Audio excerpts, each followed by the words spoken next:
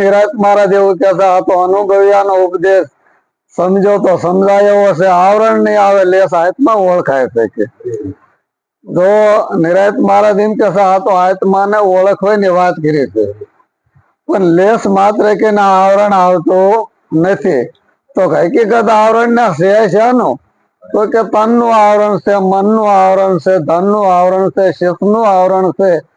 આ આવરણ બધા ના બાદ થઈ જાય છે એમ નિરાંત મહારાજ કે છે ને આવા આવરણ કોઈ આવતા નથી. એટલે સવારામ બાપાએ કીધું ના નો મળે નર કે નાર ને થયો જણકાર નણદલ લાર્યો.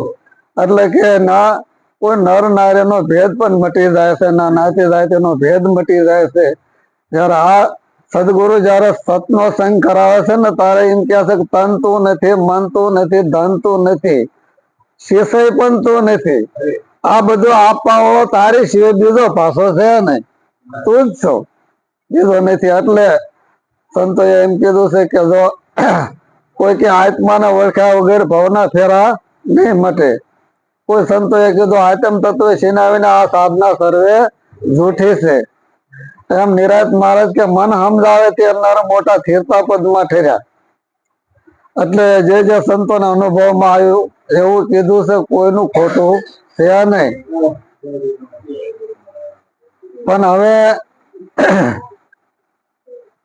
એક ભવાનીદાસ મહાત્મા થઈ જાય એમને એવું કીધું છે કે 52 અક્ષર જે કોઈ બુજે ધરે એકનું ધ્યાન જોધા પ્રતાપે ભણે ભવાનીદાસ એક જ અક્ષરમાં એનું નામ.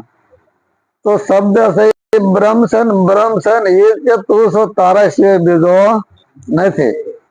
આવું સંતો કહે છે તારા સિવાય બીજો છે નહીં. કબીર મહાત્માએ કીધું કે હિન્દુ કા ગુરુ મુસલમાન કા પીર, 7 દીપક ના નવખંડમાં સોહમ બ્રહ્મ તો હે. એમને એમ કીધું તું જ છો. એટલે એમાં કબીર સાહેબે કીધું યા સો ખેલ દેશો મેરે દાતા જા દેખો ના તોનો તું યા સો ખેલ.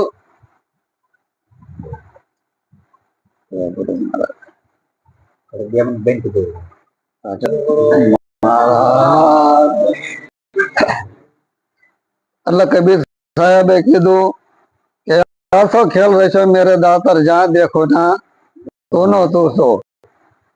ऐसी बोल दुनिया की अंदर साबित करने करता तो नानो लागे हाथीમાં ઓળે એને માથે બેઠો હાંકવા વાળો તોનો તું યાસો ખેલ રહેશે મેરે દાતા.